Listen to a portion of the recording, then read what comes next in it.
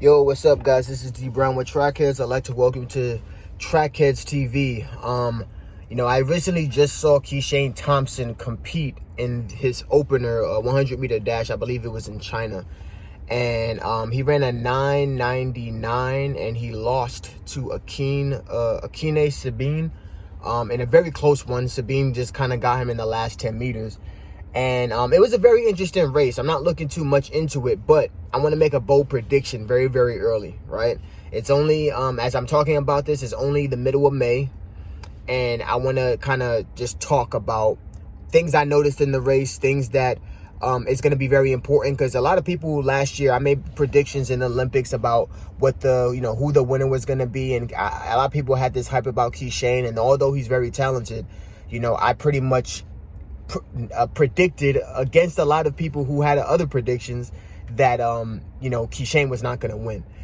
And I see that this year I think is going to be the exact same thing.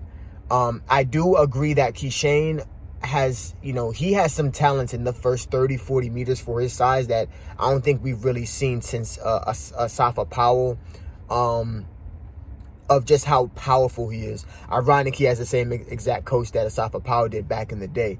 I think the race model that Kishane Thompson has is to basically build up momentum, so much momentum that in the final 20 meters that he's able to hold his, as long as he holds his composure, he should run out he's supposed to.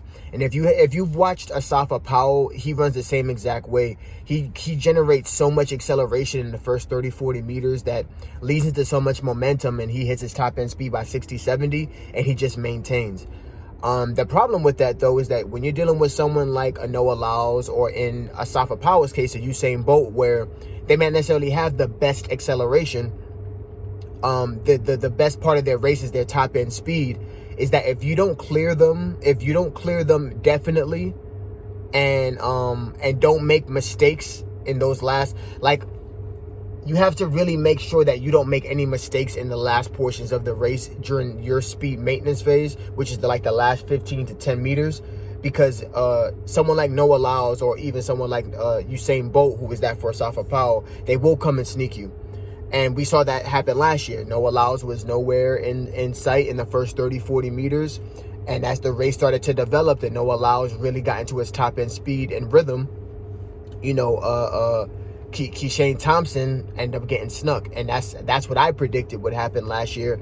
And I think the same thing is going to happen this year, because although, he may have the ability to run 9.6, he may even have a faster PR than Noah Lyles like he did last year. But I think in a dead up race, as long as Noah Lyles is not hurt, I think that he will come, he will continue to get snuck. Now, mind you, it's going to take a very superior athlete in the top end category that has like pretty good acceleration, but their transition to top end is going to be great. Someone who's kind of like that is Fred Curley's like that. Noah Lyles is like that. We have a bunch of athletes that have really superior top end speed in comparison to him. And I think that he has to kind of change his race model. Now, mind you, I'm not his coach. This is just me sitting down, observing certain things. Again, Kishane is very talented, but in my personal opinion, his biggest weakness is that I feel like he doesn't have good speed endurance. And maybe they can't build up his speed endurance. And when I say speed endurance, I'm talking about like Asafa Powell, for example. He was his best. He was the best version of himself when he was able to run a 20, damn near a 19.9 in a 200, because Asafa Powell's acceleration and transition was so great that there was no weak point when it came to his final 20-30 meters, which is why he was able to run 9.7 two times in a row in 2006, 7, and 2005, 2006. He was able to get down to those 9.7s because he was having that speed endurance. We've seen Asafa Powell go 31 and some change in a time trial. Back, look on YouTube. We were watching this back in the early 2000s, late 2000s. His ability to maintain. I mean, this is a guy that was 6'3", robust, strong, lean, and Kishane is kind of like the same way, but he's a lot more robust, a lot bigger, a lot bigger frame. He look like he's pushing about 200 plus, 220. He's a big guy. So when you have that kind of, same as Fred Curley, when you have that kind of muscle and when you have that kind of stature, you have to be able to condition it. And, you know, we haven't seen Kishane run any 200s, and it could be because of his injury issues and woes. But again, when I look at his last 30 meters, he does this high step that doesn't look like he rides off the momentum of his first 20, 30, 40, 50, 60 meters, and then just starts to high knee. Like he's not continuing that acceleration through the run. You know, he's built off the momentum, but if his body isn't conditioned to handle that towards the end of his run, and like I said, he's probably going to continue to progress, but when it comes to his race model, though, I'm not sure how it's going to be. But like I said, it could be the year he goes 9.6. A lot of these guys are trying to peak in September, August, you know, July, around that time, and it's only May. And I have no doubt he will hit the times that he has to hit. But based on what I see, that's just my 2 cents. So what do you guys think? Do you think Kishane is doing well? Do you think, you know, how does his first race look?